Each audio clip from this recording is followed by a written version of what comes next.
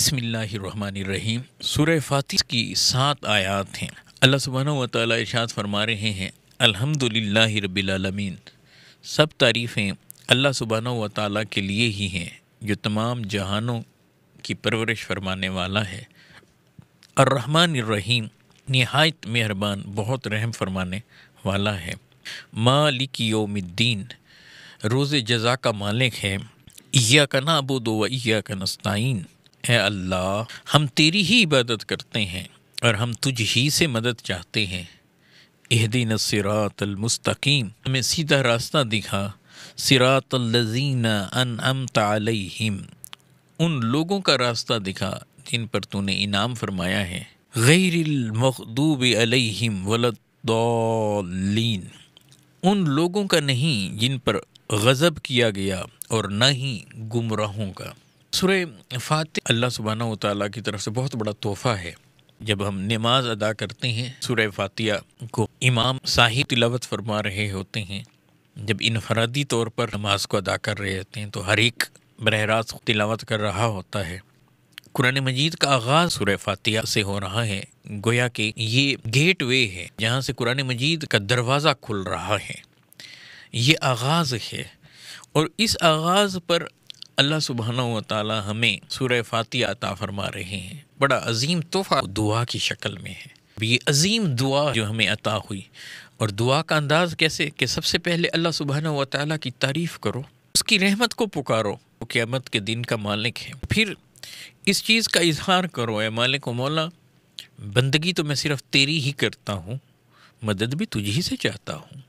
تو پھر اس کے بعد اللہ سبحانہ و تعالیٰ سے مانگو، اور مانگو بھی کیا؟ نعمتیں مانگو، نعمتوں والے مانگو، نعمتوں والوں کے راستے کو مانگو۔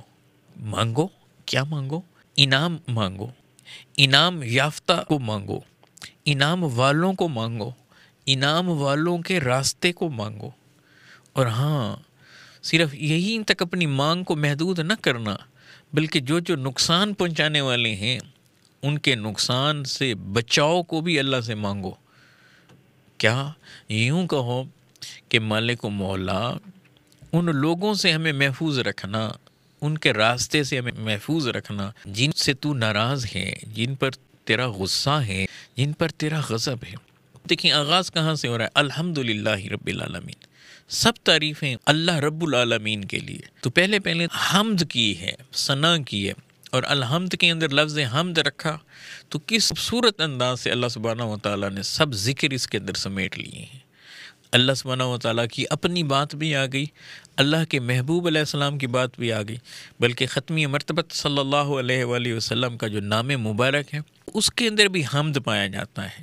گویا آقا علیہ الصلوۃ والسلام کا ذکر بھی اس کے اندر آ گیا۔ اپنے محبوب کا نام رکھا ہے محمد، جس کا معنی ہے تعریف کیا گیا، صلی اللہ علیہ وآلہ وسلم۔ تو یہ بھی سمجھایا جا رہا ہے کہ جو ہمارے محبوب کی تعریفیں کرے گا وہ بھی ہماری ہی تعریف ہے، ہماری تعریف ہو رہی ہے تو ہمارے محبوب علیہ السلام کی بات ہو رہی ہے۔ تو محبوب علیہ الصلوۃ والسلام کی تعریفیں بھی اللہ سبحانہ و تعالیٰ ہی کی تعریفیں ہیں۔ کیوں کہ محبوب کس کا ہے؟ بھیجا کس نے ہے؟ رسول کس نے بنایا ہے؟ نبی کس نے بنایا ہے انہیں؟ خاتم النبیین کا تاج کس نے انہیں پہنایا ہے؟ دوسرا نقطہ یہاں یہ سمجھایا ہے، اللہ سبحانہ و تعالیٰ کو محدود نہ سمجھنا، وہ تمام عالمین کا رب ہے۔ رب الانس والجن ہی نہیں ہے، جنات کا بھی رب ہے، انسانوں کا بھی رب ہے، مگر محدود نہیں ہے یہاں تک صرف اسے رب الملائکہ نہ سمجھنا، اگرچہ وہ فرشتوں کا بھی رب ہے۔ یہ نہیں کہا کہ صرف مومنوں کا رب ہے، رب المومنین، ماننے والوں کا رب ہے، رب الموقنین نہ، صرف مسلمانوں کا رب نہیں ہے، رب المسلمین، اگرچہ مسلمانوں کا بھی رب ہے، ایمان والوں کا بھی رب ہے، مومنوں کا بھی رب ہے، مگر کہا کہ سب کا رب اللہ ہے، خالق بھی اللہ ہے۔ تو اللہ سبحانہ و تعالیٰ رب العالمین ہے، عالمین کا رب ہے۔ اب یہاں ایک نقطہ، رب کس کو کہتے ہیں؟ رب کہتے ہیں پالن ہار کو، پرورش کرنے والے کو، لیکن یہ بڑا محدود معنی ہے۔ ایسا مطالعہ کریں تو رب کے بہت سے معنی ہیں، ان میں ایک معنی یہ ہے کہ جو درجہ بدرجہ پرورش کرے، سٹیپ بائی سٹیپ جو پروان چڑھائے۔ جیسے بچہ ہے رحم مادر کے اندر، آغاز سے لے کر اختتام تک ہر چیز جو اسے چاہیے ہوتی ہے، اس کی زندگی کو درکار ہے، اسے پرووائڈ کرتا ہے۔ انسان کو اگر زندگی عطا کی ہے تو اس سے پہلے اس کی پرورش کا پورا انتظام رکھا ہے۔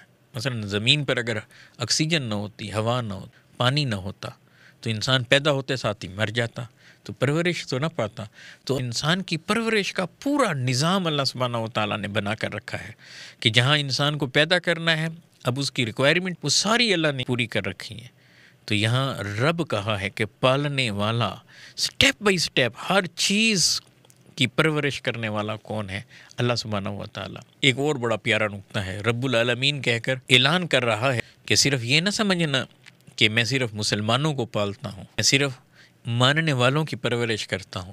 کہا کوئی مانے ہمیں یا نہ مانے، مگر پرورش ہم ہر ایک کی کر رہے ہیں، صرف انسانوں کو نہیں، پرندوں کو، چرند کو، حیوانات کو، جراثیم سے لے کر بڑی سے بڑی مخلوقات کو، نظر آنے والی مخلوقات کو، نہ نظر آنے والی مخلوقات کو، جنہیں تم جانتے ہو ان مخلوقات کو بھی، جنہیں نہیں جانتے ان مخلوقات، ساری کاسموس، ساری یونیورسز جتنی بھی ہیں، ان سب کو بنا اور انہیں پال اور انہیں پروان اور پرورش کون فرما رہا ہے؟ اللہ سبحانہ و تعالیٰ۔ یہ یاد رکھیں، یہ دنیا دارالامتحان ہے، وہ ہر ایک کو پروان چڑھاتا ہے، ہر ایک کی پرورش فرما رہا ہے، چاہے وہ کافر ہے یا مسلمان۔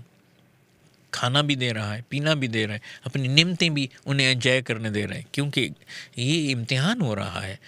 ہاں، اب نتائج کے اعتبار سے پھر اگر دنیا کے اندر کوئی ایمان لایا تو دنیا بھی اور پھر آخرت میں بھی اس کو فائدہ پہنچے گا، اور اگر کوئی دنیا میں ایمان نہ بھی لائے تو بھی اللہ اس کو دے رہا ہے، اللہ سبحانہ و تعالیٰ روک نہیں رہا۔ کیوں؟ اس لیے کہ وہ رب العالمین ہے۔ ہاں، جب وہ امتحان میں سے گزریں گے، ایمان لائیں گے، تو پھر آخرت میں بھی ان کو فائدہ ہوگا۔ یہاں ایک اشارتاً قرآن مجید نے یہ جو بات کہی ہے، صبغت اللہ، اللہ کے رنگ کی بات کہ اور اللہ کے رنگ میں اپنے آپ کو رنگ لو، تو یہاں اشارہ دیا جا رہا ہے کہ تم اس رب کو ماننے والے ہو جو اللہ رب العالمین ہے۔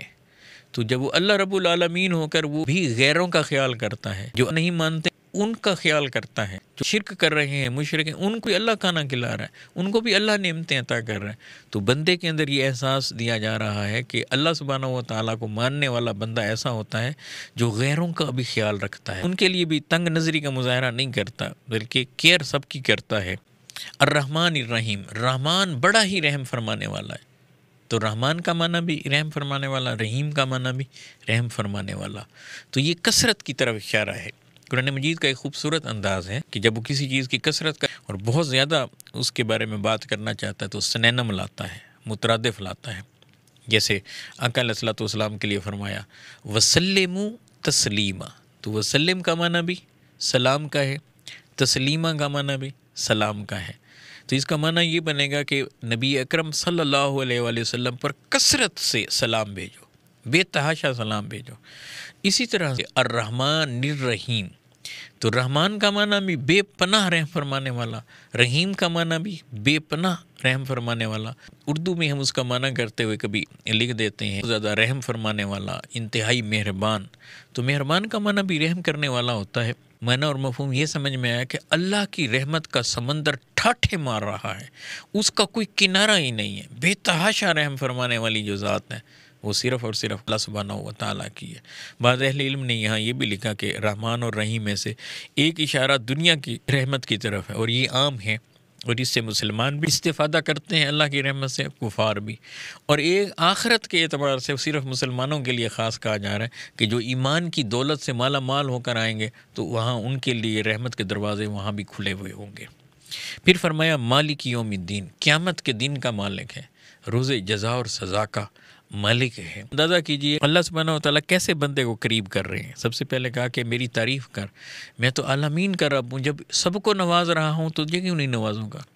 پھر بندے کو قریب کیا جا رہا ہے، بندے پریشان کیوں ہوتا ہے، گھبراتا کیوں ہے۔ الرحمن الرحیم، بے تحاشا رحم فرمانے والا ہے۔ پھر یہ کہا تو پریشان نہ ہو، مالک یوم الدین، قیامت کے دن کے بھی تو ہم ہی مالک ہیں۔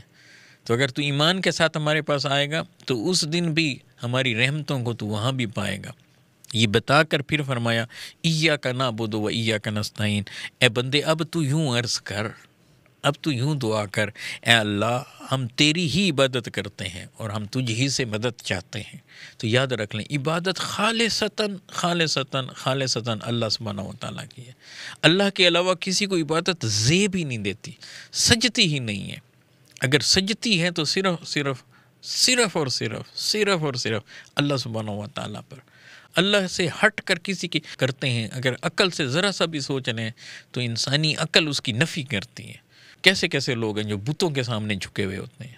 آپ دیکھیں دنیا کے اندر جہاں شرک ہو رہا ہے، جہاں بت پرستی ہو رہی ہے، مندروں میں لوگ جا رہے ہیں، کہ کس طرح سے انسان جو ہے اپنی تحقیر کر رہا ہے، اپنے آپ کو پامال کر رہا ہے، اپنے مقام سے نیچے گر رہا ہے، اسفل السافلین ہوتا جا رہا ہے۔ انڈیا کے اندر آپ دیکھ لیں، اپنے ہاتھوں سے بنائے ہوئے بت، ان کی پھر پوجا پاٹ، بندروں کے آگے، جانوروں کے آگے، گائے کی پوجا، ان جو چیزیں انسان کے لیے بنائی گئی ہیں، انسان ان کے سامنے جھکتا جا رہا ہے۔ اور کتنے خوش قسمت ہیں وہ لوگ جو اللہ سبحانہ و تعالیٰ کی عبادت کرتے ہیں، اللہ جو بے مثل و بے مثال ہے، جو اللہ کل شیء قدیر ہے، یقیناً عبادت اسی پہ سجتی ہے، یقیناً۔ اور اس کا کتنا مضبوط ادراک بندہ کر رہا ہے، ایاک نعبد، مولا صرف تجھ ہی کو تو پوجتے ہیں، تیری ہی تو پرستش کرتے ہیں، تیری ہی تو بندگی کرتے ہیں، تیری ہی تو عبادت کرتے ہیں۔ اتنا یقین ہے اس کے اندر نا کہ مولا صرف کٹ مریں گے مگر تیرے علاوہ کسی کی عبادت نہیں کریں گے۔ وَإِيَّاكَ نَسْتَعِينُ، اور مولا صرف تجھ ہی سے مدد چاہتے ہیں۔ تو حقیقی مدد اللہ سبحانہ و تعالیٰ کی ہے۔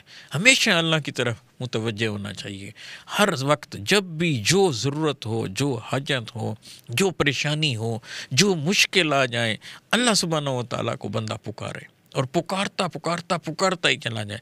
جتنا یقین سے پکارے گا اتنا اللہ سبحانہ و تعالیٰ اس دنیا کے اندر اس کو اس کا اثر دکھائے گا۔ پکار تو وہ ہر ایک کی سنتا ہے، جواب بھی ہر ایک کو دیتا ہے، مگر کبھی ہم اس جواب کو سن نہیں رہے ہوتے، کبھی ہمیں معلوم نہیں ہوتا، کبھی وہ حکمتاً کسی چیز کو ڈیلے کر دیتا ہے، مگر یہ نہیں ہو سکتا کہ اس سے مدد مانگی جائے اور وہ مدد نہ کرے۔ اور یاد رکھ لیں، نیکی کے اور اچھائی کے کاموں میں، بھلائی کے کاموں میں ایک دوسرے کی مدد کرنا، یہ بھی دراصل اللہ سبحانہ و تعالیٰ کی مدد ہی ہے۔ قرآن مجید کہتا ہے وَتَعَاوَنُوا عَلَى الْبِرِّ وَالتَّقْوَىٰ، نیکی اور بھلائی کے کاموں میں ایک دوسرے کی مدد کیا کرو۔ اسی طرح سے اب دین کے معاملے میں مدد کرتے ہیں، نبی اکرم صلی اللہ علیہ وآلہ وسلم مدد کرتے ہیں، صحابہ کرام مدد کرتے ہیں، اہل بیت اطہار مدد کرتے ہیں، روحانی مدد کرتے ہیں، ظاہری مدد کرتے ہیں۔ اسی طرح سے دنیا کے امور کے اندر مریض کی ڈاکٹر مدد کر رہا ہے، شاگرد کی استاد مدد کر رہا ہے، ہمسائے ایک دوسرے کی مدد کر رہے ہیں، آپ کسی کی اعانت اور مدد کر رہے ہیں، تو یہ اللہ سبحانہ و تعالیٰ کے حکم سے کر رہے ہوتے ہیں، کہ وہ حکم دے رہا ہے وَتَعَاوَنُوا عَلَى الْبِرِّ وَالتَّقْوَىٰ، نیکی اور بھلائی کے کاموں میں ایک دوسرے کی مدد کرو، پرہیزگاری کے کاموں میں ایک دوسرے کی مدد کرو، برائی اور بے حیائی کے کاموں میں ایک دوسرے کی مدد نہ کیا کرو۔ یہ یاد رکھ لیں، وہ شیطان کی طرف سے ہو جائے گی اگر کوئی برائی کے معاملے میں کر رہا ہے، شیطان پیچھے چل پڑیں گے، اور اگر اچھائی اور بھلائی، خیر کے کاموں میں، فلاح کے کاموں میں اگر ایک دوسرے کی آپ مدد کرتے ہیں تو یہ دراصل اللہ ہی کی مدد ہے، اور اللہ سبحانہ و تعالیٰ ایسے ہی تو مدد کرتا ہے۔ مثلا انسان گمراہ تھا، اس نے رسولوں کے ذریعے سے ان کی مدد کی، ایک ہدایت کا پورا نظام عطا کر دیا، تو یہ اللہ سبحانہ و تعالیٰ کی مدد ہی تو ہے۔ جب جہاد کے لیے بندہ نکلتا ہے تو ملائکہ کو بھیج دیتا ہے، تو یہ اللہ سبحانہ و تعالیٰ کی مدد ہی تو ہے۔ میں اہدنا الصراط المستقیم، ہمیں سیدھا راستہ دکھا، ہمیں سیدھا راستہ بتا، ہمیں سیدھے راستے پر چلا۔ ایک اس کا معنی یہ ہے کہ ہمیں گائیڈ لائن عطا فرما کہ کون سا سیدھا راستہ ہے۔ اب وہ دین کا راستہ ہی سیدھا راستہ ہے، اسلام کا راستہ ہی سیدھا راستہ ہے، محمد مصطفیٰ صلی اللہ علیہ وآلہ وسلم کا راستہ ہی سیدھا راستہ ہے۔ آقا کے قدموں میں جو آ گیا وہ سیدھے راستے پر آ گیا، آقا علیہ الصلوۃ والسلام کی سیرت کو جس نے اپنا لیا وہ سیدھے راستے پہ آ گیا، نبی اکرم صلی اللہ علیہ وآلہ وسلم کے نقوش پا پر جو آ گیا وہ سیدھے راستے پر آ گیا۔ یہاں ایک اور نقطہ ذہن میں رکھیں کہ ایک بندہ نماز پڑھ رہا ہے اور نماز میں یہ پڑھ رہا ہے اہدنا الصراط المستقیم، اے اللہ ہمیں سیدھا راستہ دکھا، تو سیدھے راستے پر تو آیا ہوا ہے، اب اور کون سا راستہ؟ دراصل اس میں وہ استقامت چاہ رہا ہے۔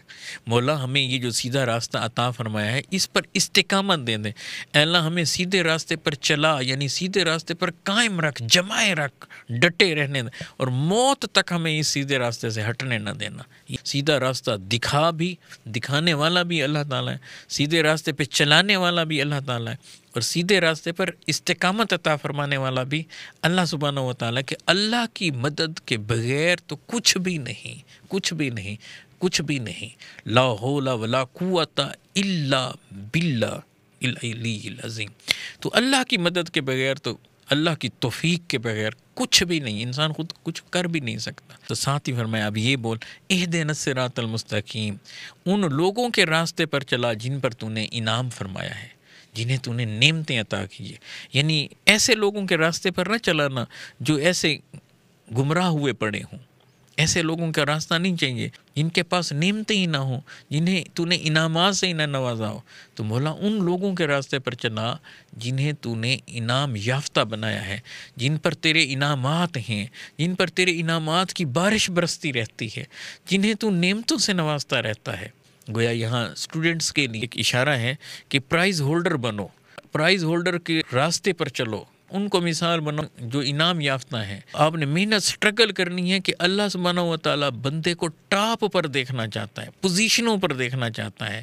صرف ان پوزیشنوں کو دنیا تک محدود نہ کرنا، دنیا تک محدود نہ کرنا، دنیا تک محدود نہ کرنا، بلکہ اصل پوزیشن ہولڈر تو وہ ہیں جو دنیا میں بھی کامیاب ہیں اور آخرت میں بھی کامیاب ہیں۔ اصل ٹاپرز تو وہ ہیں کہ جو دنیا میں بھی کامیاب ہیں اور آخرت میں بھی۔ اس لیے آگے قرآن مجید میں یہ 4 لوگوں کو بتایا، النبیین کہ وہ انبیاء ہیں، والصدیقین وہ سچ بولنے والے ہیں، صدیق ہیں، اور وہ شہداء ہیں اور صالحین اولیاء ہیں۔ تو 4 لوگوں کا راستہ اپنانا ہے، انبیاء کا راستہ۔ وہ سیدنا آدم علیہ السلام سے شروع ہوا اور سیدنا محمد رسول اللہ صلی اللہ علیہ وآلہ وسلم پر نبوت کے دروازے کو بند کر دیا گیا۔ آقا علیہ السلام آخری نبی ہیں، قیامت تک نبی اکرم صلی اللہ علیہ وآلہ وسلم کے بعد پیدا ہونے والا کوئی بھی شخص پیغمبر اور رسول بن نہیں سکتا۔ تو گویا حضور علیہ الصلوۃ والسلام کا راستہ، آقا کی قربت، صحبت، آقا کے قدموں میں رہنا، حضور کی سیرت پر اب قیامت تک اسی پہ عمل ہوگا۔ پھر صدیقین، سیدنا صدیق اکبر رضی اللہ تعالیٰ عنہ، ان کا ذکر آ گیا، حضور کے اہل بیت اطہار کا ذکر آ گیا، صحابہ کرام کا ذکر آ گیا۔ سچ بولنے والوں کے راستے پر رہنا، سچ بھی بولنا، سچ بولنے والوں کا ساتھ بھی دینا، اور سچ بولنے والوں کے راستے پر ڈٹے رہنا، جمے رہنا۔ وشہداء، اگر اللہ سبحانہ و تعالیٰ کے راستے میں دین کے لیے، اللہ کے حبیب علیہ السلام کے لیے جان بھی دینا پڑے تو جان کو ہتھیلی پر رکھ کر اللہ کی بارگاہ میں پیش کر دینا، شہید ہو جانا۔ والصالحین، ہمیشہ نیک رہنا، ولیوں کا راستہ، صالحین کا راستہ، غوث قطب ابدال، ان لوگوں کا راستہ جن پر اللہ سبحانہ و تعالیٰ نے انعامات کیے ہیں۔ تو یہاں آقا علیہ السلام کا ذکر بھی آ گیا، حضور علیہ السلام کے صحابہ کرام کا ذکر آ گیا، اہل بیت اطہار کا ذکر آ گیا، امت کے اولیاء کرام ذکر آ گیا، اور یہاں لکھا کہ اس سے مراد یہودیوں اور عیسائیوں کا ذکر ہو رہا ہے، یہود و نصارہ، ان کے راستے سے بچنے پر دعا کی جا رہی ہے۔ وہ تو خود راستہ بھول بیٹھے ہیں، گمراہ، راستے ان سے گم ہو چکے ہیں، راستے سے بہک گئے ہیں، بھٹک گئے ہیں۔ لہذا ان 4 لوگوں کے علاوہ مالک کسی اور راستے پر ہمیں نہ چلانا جو نبیوں والا راستہ ہو، آقا علیہ السلام کے قدموں میں جانے والا راستہ ہو، جو صدیقین کا راستہ ہو، جو شہداء اور صالحین ولیوں کا راستہ ہو، ان کے علاوہ کسی راستے پر ہمیں نہ چلانا۔ اللہ سبحانہ و تعالیٰ کی بارگاہ میں عرض ہے کہ اللہ سبحانہ و تعالیٰ ہمیں قرآن مجید کو سمجھنے اور اس پر عمل کرنے کی توفیق عطا فرمائے۔